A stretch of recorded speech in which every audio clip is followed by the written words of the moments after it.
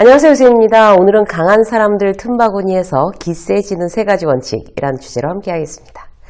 사람들의 한마디 기분이 하루 종일 상하는 사람들이 있죠. 또는 누가 나한테 대해서 부정적인 피드백을 하면 위축돼서 그 다음부터는 제대로 뭘 이제 하질 못하는 거예요. 의외로 직장에서 아니면 또 다른 커뮤니티에서 이제 이런 어떤 유형의 분들이 많습니다. 사람들한테 영향을 많이 받는 사람들은요, 스스로가 굉장히 피곤해져요. 긍정적인 영향보다 이제 부정적인 영향이 3배에서 5배로 강하기 때문에 더 그렇습니다.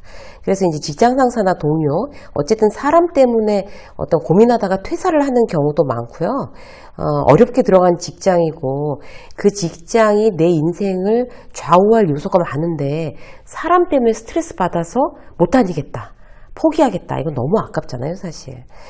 우리가 이제 이런 어떤 그 억센 사람들 틈바구니에서 막 이리 치고 저리 치고 이런 분들, 사람들 때문에 너무 스트레스 많이 받는 분들, 사람 자체가 내 허들이 되는 그런 분들, 자, 이런 타입으로 어떻게 그 사람들 틈바구니에서 이제 기가 센 사람으로 정말 살아남을 수 있을까? 오늘 그 방법을 몇 가지 이제 말씀드릴 거예요. 3가지로 나눌 건데요. 내 상황을 살면서 이제 부정적인 상황, 일상적인 상황, 긍정적인 상황, 이렇게 3가지로 그룹핑을 해서 나는 그 상황 속에서 어떤 마음의 습관이 필요한지 확인하고요. 늘 꺼내서 활용하실 수 있도록 메모하시기 바라겠습니다. 자, 첫 번째, 부정적인 상황일 때. 여기서 지켜야 할 어떤 원칙들을 얘기해 볼게요. 오랜만에 친구를 만났어요. 이제 친구들 모임에 이제 나갔는데 기대하고 나간 거예요. 근데 몇 년 만에 본 친구가 요새 힘들었니? 너 사는 게 어렵구나. 몇 년 만에 얼굴이 상했네. 늙었다. 야, 네가 제일 많이 늙었다. 이런 어떤 얘기를 했다고 쳐요. 굉장히 부정적인 상황이죠. 그럴 때 여러분들이 가져야 될 원칙들 어떤 걸까요? 자, 첫 번째, 남들한테 내 상처를 쉽게 허락하지 않는다는 원칙이에요. 그런 부정적인 상황이 딱 이제 있을 때 그런 원칙을 갖고 있으면 기분 상하면 나만 손해인 거잖아요. 그죠? 그러면 이제 이 친구가 너무 선을 넘었다 싶으면 오랜만인데 너 선 넘었다 라고 얘기해 주든가, 뭐 그렇게까지 해서 뭐 친구들 오랜만에 만났는데 분위기 망치고 싶지 않아. 그러면 그냥 무시하고 넘어가든가. 아무튼 네가 나한테 그런 얘기를 한다고 해서 내 기분을 망치게 두진 않을 거야. 난 그렇다고 해서 뭐 내가 기분이 망쳐지게 허락하지 않겠어 라는 원칙. 첫 번째고요. 두 번째, 이해 안 되는 사람은요, 이해하려고 노력하지 마세요. 그러니까 그런 친구를 봤을 때 내가 속으로 저 친구가 나쁜 뜻으로 한 얘기는 아닐 거야 라고 내가 그 친구를 어떻게 하는지 노력해 보려고 굉장히 마음속에서 갈등 겪는 거 그 자체가 에너지예요. 그래서 그냥 노력하지 않고 그냥 그대로 두는 거, 이게 중요합니다. 쟤는 분위기 파악이 안 되고 원래 말을 가려 할 줄 모르는 원래 타입이구나. 그냥 객관적으로 인식하는 거예요. 그냥 저렇게 살아야지 뭐 어떡하겠어 라고. 근데 굳이 이해할 필요 없어요. 그 사람에 대한 이해에 대한 노력이 그렇다고 해서 아예 없어도 된다는 뜻은 아니고요. 부정적인 영향력은 차단하는 용도로 나는 이해 안 되는 사람은 그냥 둔다 라는 원칙을 만든다는 거예요. 자, 3번째, 앞뒤가 똑같은 사람은 원래 잘 없다는 거를 내가 다시 떠올릴 필요가 있어요. 사실 나 스스로도 그렇잖아요. 여러분들 스스로 한번 생각해 보세요. 나는 언제나 100% 앞뒤가 똑같은가? 아니거든요. 예를 들어서 이제 회사에서 굉장히 친하다고 생각한 선배가 있었어요. 근데 회사에 문제가 생긴 거예요. 마케팅하고 영업하고 미스커뮤니케이션이 일어나서 사고가 났어요. 그걸 막 임원이 알고 길길이 뛰었어요. 서로를 탓하는 거죠. 영업은 마케팅, 마케팅은 영업. 이런데 그 선배한테 얘기했더니 막 흥분하면서, 내가 이제 영업이에요. 근데 마케팅 잘못했네. 어쨌든 마케팅 애들은 하면서 마케팅 욕을 막 하는 거예요. 근데 나중에 들어보니까 그 선배가 마케팅 팀에 가서는 우리 욕을, 영업팀 욕을 또 막 그렇게 했다는 거예요. 그러면 여러분들 어떻게 하시겠어요? 그 선배한테 왜 여기서는 저기 욕하고 저기서는 여기 욕하고 그러냐, 왜 앞뒤가 다르냐, 이렇게 따지시겠어요?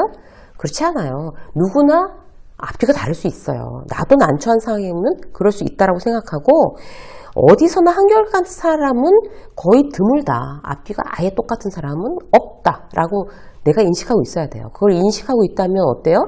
그 선배랑 관계가 뭐 선배가 그렇게 거기 가서 앉아있으니까 그렇게 얘기했겠지 뭐, 이렇게 할 수 있는 거예요. 관계가 여전히 좋을 수도 있고, 저 사람은 여기 가서 한 말하고 저기 가서 한 말하고 다르구나, 비난이 아니라 그렇구나 이렇게 알고 있으면 더 이상 마음 상할 일이 없다는 거죠. 자, 마지막으로 한 가지 더. 의외로 사람들은 나한테 별로 관심 없다는 걸 알고 있어야 돼요. 그걸 알고 있으면 좀 더 자유롭고 평안한 효과를 누릴 수가 있습니다. 예를 들어서 이제 뭘 실수했어요. 직장 상사한테 굉장히 질책을 받았어요. 그래서 막 그냥 욕을 먹고 난리가 났어요. 그거를 두고 곱씹지 말란 얘기예요. 물론 반성은 해야죠. 다음 동일한 실수가 벌어지면 그건 정말 내 잘못이니까.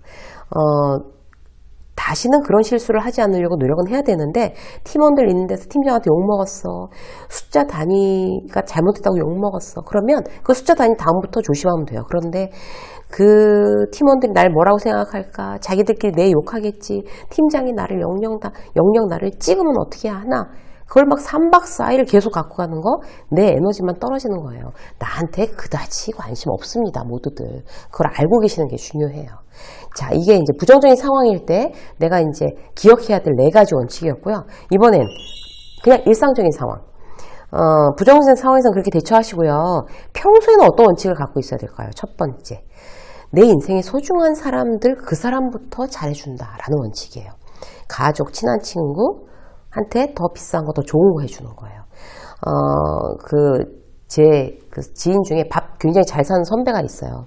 근데 이제 후배들한테 굉장히 좋은 선배죠. 잘 따르고. 근데 우연히 알게 된 사실이 뭔가 하면 그 선배가 가족들이랑 주말에 외식을 할 때는요, 칼국수나 짜장면 이상은 안 먹는다는 거예요. 자기가 그렇게 얘기를 하는 거예요, 선배가. 후배들은 소고기 사주면서. 그러면서 이렇게 얘기해요. 뭐 식구들이랑 고기를 먹냐? 이러는데 정말 저는 뜨악했어요. 그러니까 가족들이랑 제일 좋은 거 먹어야 되는 거예요. 그러니까 가족들이랑 그야말로 좋은 고기 먹고, 그리고 돈이 없으면 후배들이랑은 가족들보다는 덜 소중하잖아요. 아무래도 후배들이. 그러면 후배들이랑은 칼국수 짜장면 먹으면 되는 거예요. 나랑 제일 친한 친구한테 제일 비싼 걸로 한 통 내야 되는 거고, 좋은 사람들한테 더 잘해주는 이 원칙, 우리가 인생을 살아가는 굉장히 지혜입니다. 두 번째는요, 모든 사람들한테 다 잘하려고 지나치게 애쓰지 마세요. 한마디로 선택과 집중이 중요해요. 참 친구 중에 사람 좋다고 인정받는 친구가 있어요. 누구와 부탁을 해도 거절하는 법이 없어요. 그러니까 점점 일이 많아지고 본인은 너무 소진되는 거예요. 직원들한테도 싫은 소리 한 번을 못해요. 결국 건강이 안 좋아졌어요. 착한 사람들 중에서 굉장히 건강 안 좋아진 사람들이 있어요. 왜 그래요? 너무나 모든 사람한테 잘하려고 애써서 선택과 집중에 실패한 거죠. 정말 모든 사람들한테 좋은 사람이라는 소리 안 들어도 돼요. 그냥 나 자신을 지키는 게 중요해요. 내가 케어해야 될 사람은 굉장히 소그룹이죠. 이 사람들 먼저 케어하고 그 다음 사람들 케어하고 내 능력에 닿는 만큼만 하는 거예요. 그러니까 팔 벌려서 요 안에 들어오는 사람들한테만 잘해주자라고 생각해도 절대적으로 괜찮습니다. 세 번째는요, 비밀은 꼭 지키세요. 남의 비밀을 지키는 일은 쉬운 게 아니죠. 그래서 이 원칙을 자꾸 곱씹는 게 중요해요. 비밀이 나한테 들어오면 내 입에서 최소한 나가진 않는다. 이런 원칙들. 일상적인 상황에서 여러분들이 기억하셔야 되고요. 이번엔 긍정적인 상황. 자, 2가지만 말씀드릴 건데요. 첫 번째는요, 현재에 집중하는 겁니다. 현재에. 새로 자기 일을 시작한 지인이 있어요. 선배가 있는데, 이제 조그만 가게를 시작했어요. 퇴직하고. 원래 이제 부장으로 퇴직을 했는데, 가게를 하니까 사람들이, 이제 아저씨라고 부른다는 거예요. 아저씨라고. 그리고 이제 자기 배우자랑 같이 하는데, 자기 배우자는 이제 아줌마라고 부른다는 거예요. 그러면서 이제 계속 그 소리가 너무 듣기 싫대요. 그리고 계속 왕년 타령을 해요. 내가 데리고 있던 직원만 100명. 지금에 와서 그게 어떤 의미가 있을까요? 전혀 의미가 없습니다. 그래서 현재에 집중하는 게 정말 나를 행복하게 하는 일이에요. 두 번째 뭔가 하면 내가 제일 중요하다는 걸 아는 거예요. 남이 원하는 삶에 나를 맞추지 마세요. 내가 원하는 삶이 중요해요. 이번에도 제가 아는 지인이 베이커리를 하다가 접었어요.